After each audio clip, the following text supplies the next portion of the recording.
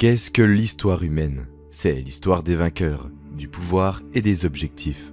L'évolution, l'agriculture, la révolution agricole et ainsi de suite. La plupart sont au moins vaguement familiers avec ces concepts. Mais que faire si ce n'est pas aussi simple? Et si les histoires des anciens, des contes de dieux et d'anges, de géants et de désastres, sont plus littérales qu'elles peuvent sembler à première vue? Regardez de plus près, et une autre histoire de la race humaine peut être révélée. Celle qui bouleverse totalement la connaissance conventionnelle et l'histoire du pouvoir. C'est une histoire alternative qui a été censurée de la compréhension humaine, le plus souvent oubliée ou ignorée, jusqu'à maintenant. Au début de l'année 1946, dans la région connue aujourd'hui comme la Cisjordanie, un groupe d'adolescents bédouins s'occupait de leurs moutons et de leurs chèvres près de l'ancien village de Qumran. Pour passer le temps, aussi monotone soit-il, ils jetaient autour d'eux les pierres qu'ils trouvaient éparpillées sur le terrain accidenté du désert. Lorsque l'une de ces pierres a été jetée dans l'étendue sombre d'une grotte, les adolescents ont été surpris d'entendre un grand bruit fracassant qui résonnait à l'intérieur. En explorant, ils ont trouvé une collection de grandes jarres en argile, dont l'une avait été brisée. Bien qu'ils ne le sachent pas à ce moment-là, ces adolescents avaient fait une découverte historique. À l'intérieur des jarres se trouvait une série de parchemins anciens. Dans les années qui ont suivi cette découverte, archéologues, historiens et chasseurs de trésors trouvèrent d'autres fragments de parchemins dans 10 autres grottes de la région. Leur composition formant quelques 800 à 900 manuscrits connus collectivement sous le nom « Les manuscrits de la mer morte ».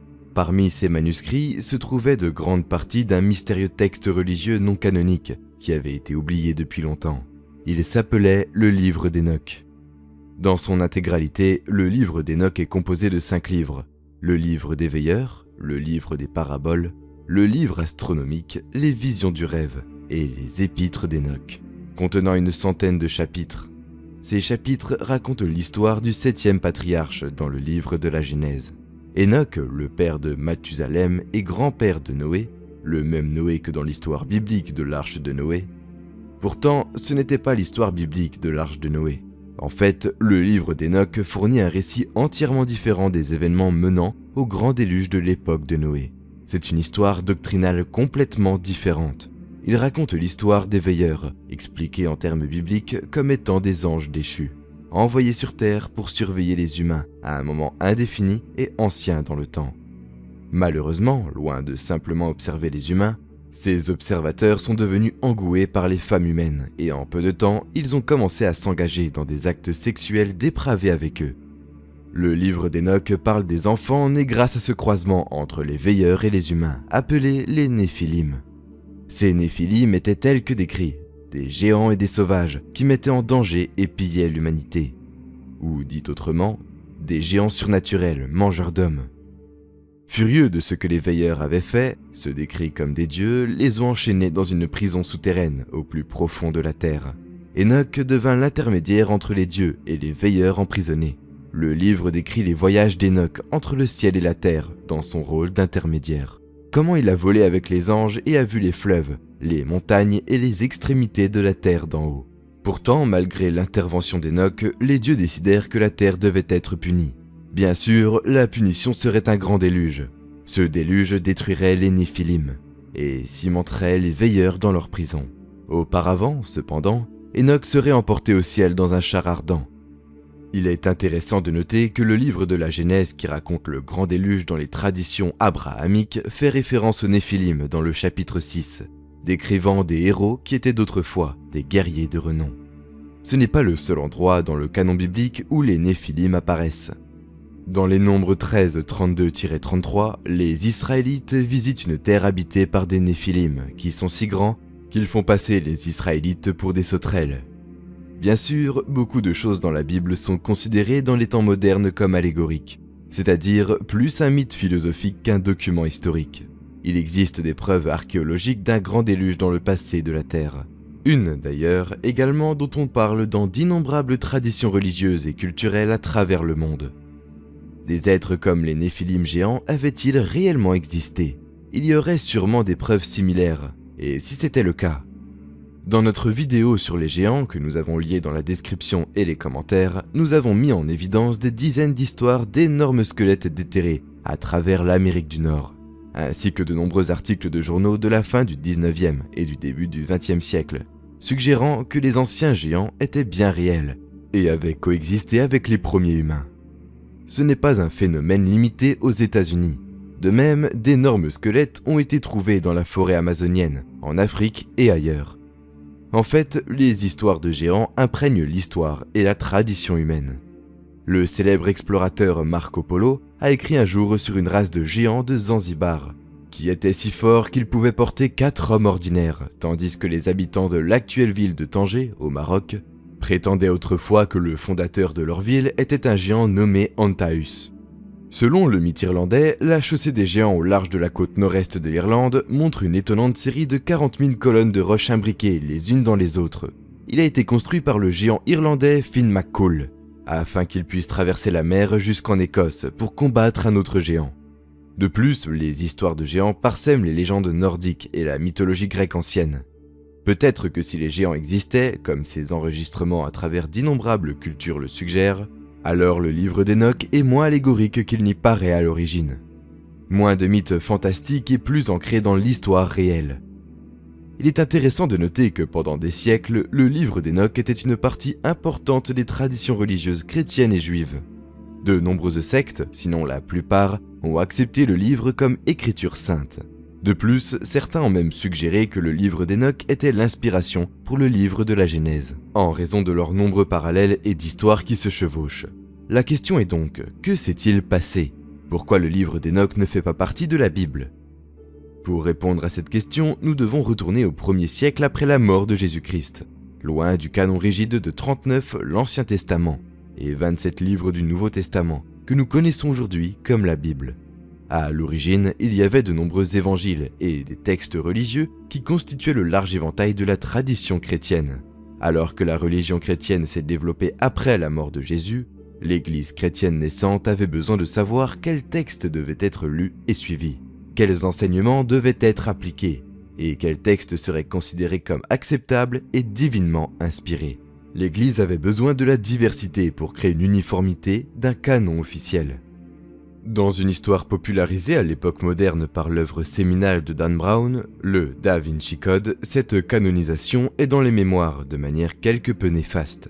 Au Conseil de Nicée au IVe siècle, là, selon l'histoire, l'empereur Constantin et d'autres autorités ecclésiastiques de haut rang ont façonné le canon chrétien pour se conformer à leurs propres agendas secrets.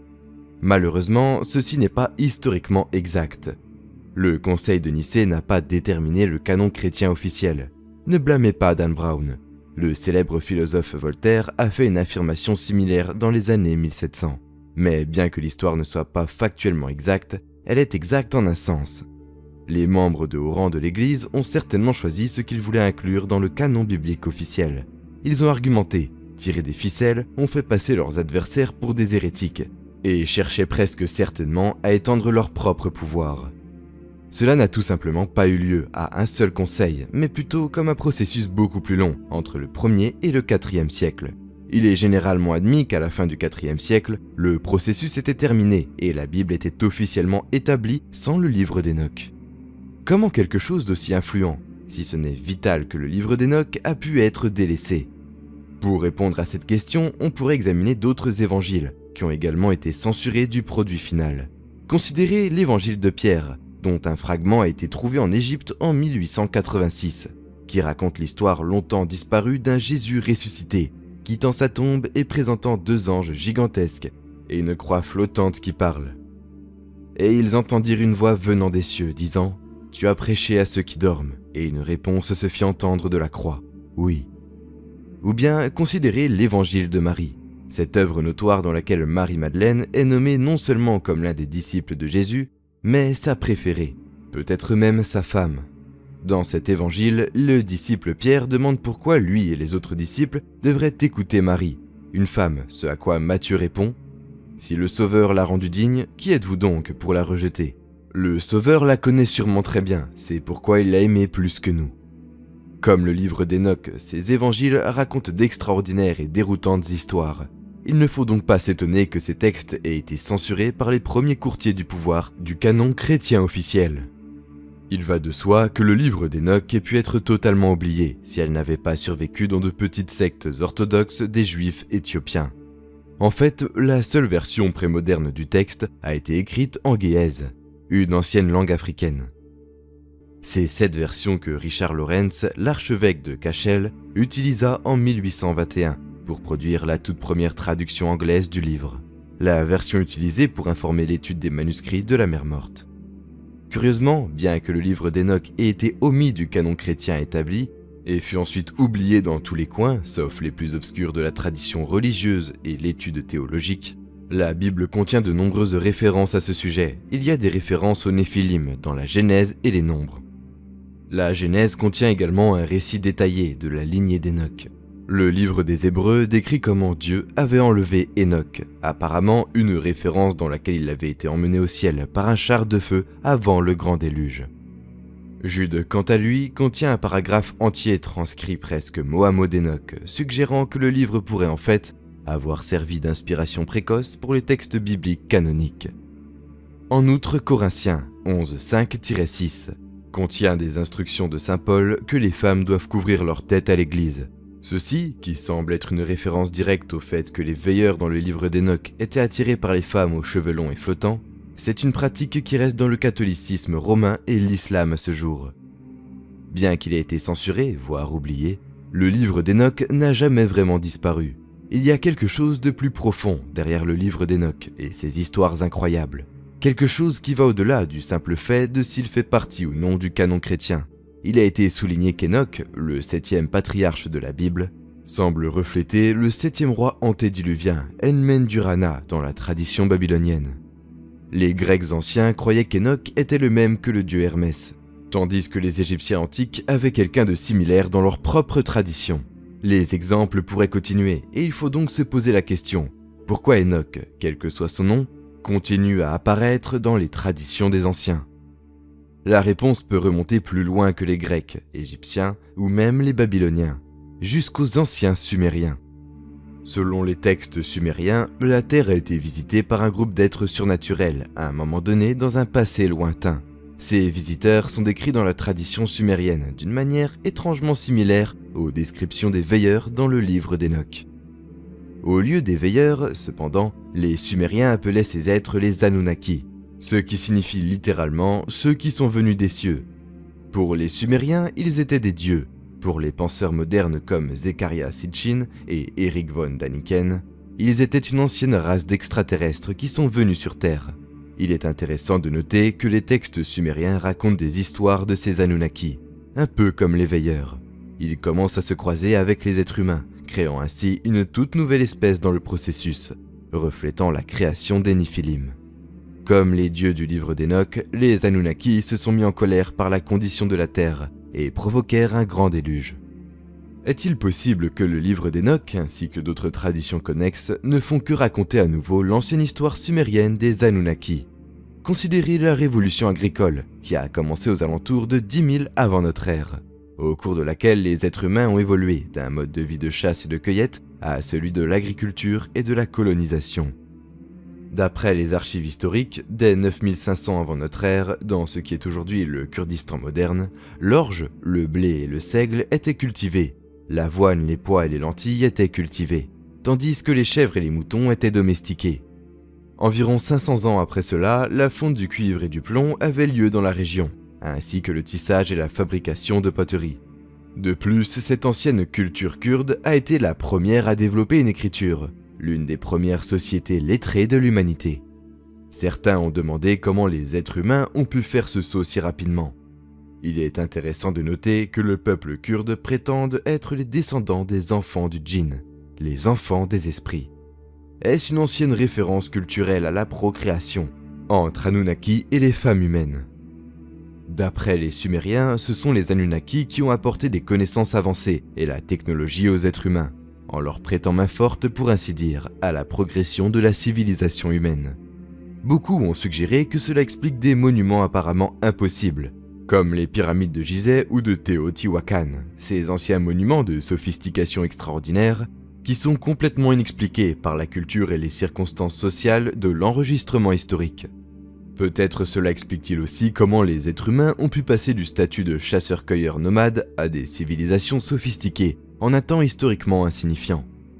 Incroyablement, le livre d'Enoch décrit un processus presque identique qui se déroule, avec les veilleurs reflétant les Anunnaki, en fournissant aux humains des connaissances et des technologies avancées.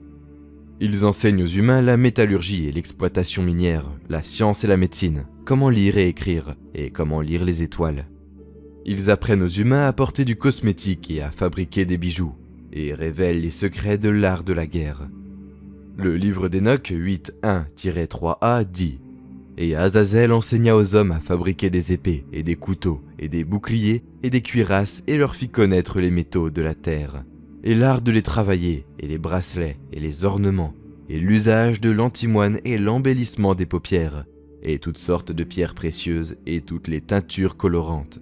Et il y eut beaucoup d'impiété, et ils commirent la fornication, et ils s'égarèrent, et se corrompirent dans toutes leurs voies. » Le but du livre d'Enoch, de cette façon, était-il simplement de refléter et de redire l'histoire des Anunnaki.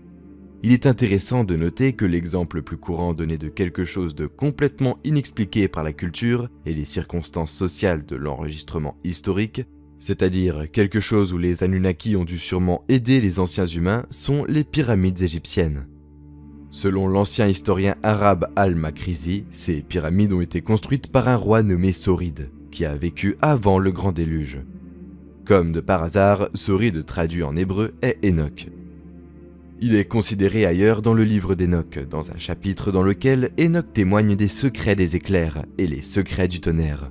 Certains ont suggéré que ce chapitre est destiné à éclairer les énigmes de l'énergie et de l'électricité. Encore une fois, ceci est lié directement aux Anunnaki, dont beaucoup pensent qu'ils ont essayé de révéler des secrets similaires aux êtres humains, à travers des cercles de culture depuis un certain temps. De la façon dont seulement dans les dernières décennies, les agroglyphes sont apparus à travers le monde, détaillant des équations mathématiques complexes, diagrammes magnétiques et moteurs, routeurs mécaniques et les lignes de champ d'une charge électrique. L'œuvre, selon certains, vient des Anunnaki. En fait, considérez la description d'Enoch de son voyage pour rencontrer les dieux tout en gardant à l'esprit les observations d'OVNI qui accompagnent et complètent souvent ces agroglyphes. « J'ai été emmené dans une sorte de palais flottant, dit Enoch. C'était énorme, comme du verre taillé. Le sol avait des plaques de verre, à travers le plancher, on pouvait voir les étoiles que nous traversions. En gardant cela à l'esprit, on peut se demander si le char ardent qui a emmené Enoch avant le grand déluge n'était pas en fait un vaisseau spatial extraterrestre. Il peut sembler difficile de croire que des histoires aussi époustouflantes que celle-ci d'observateurs et d'Anunnaki et de géants Néphilim, qui ont imprégné les cultures anciennes pendant des milliers d'années, devraient être largement oubliées.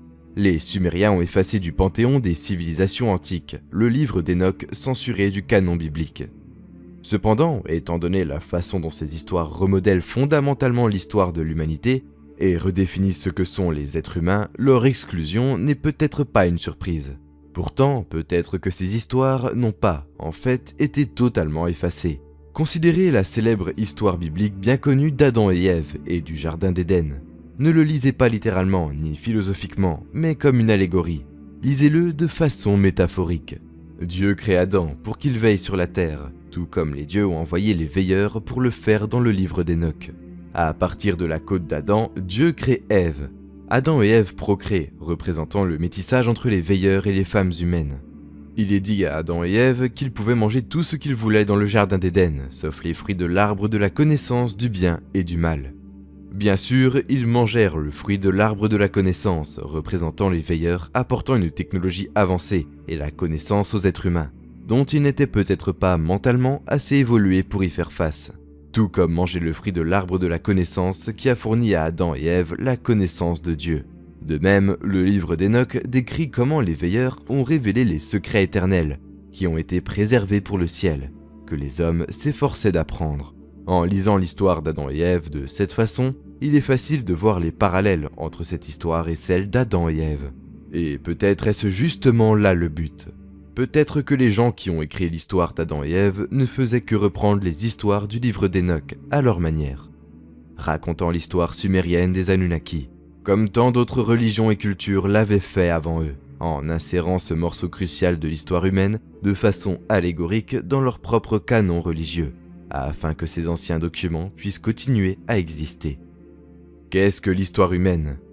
Est-ce que c'est ce qui est compris à travers les livres d'histoire officiels ? Ou est-ce quelque chose de plus profond, quelque chose de plus incroyable qui, peut-être, est oublié ?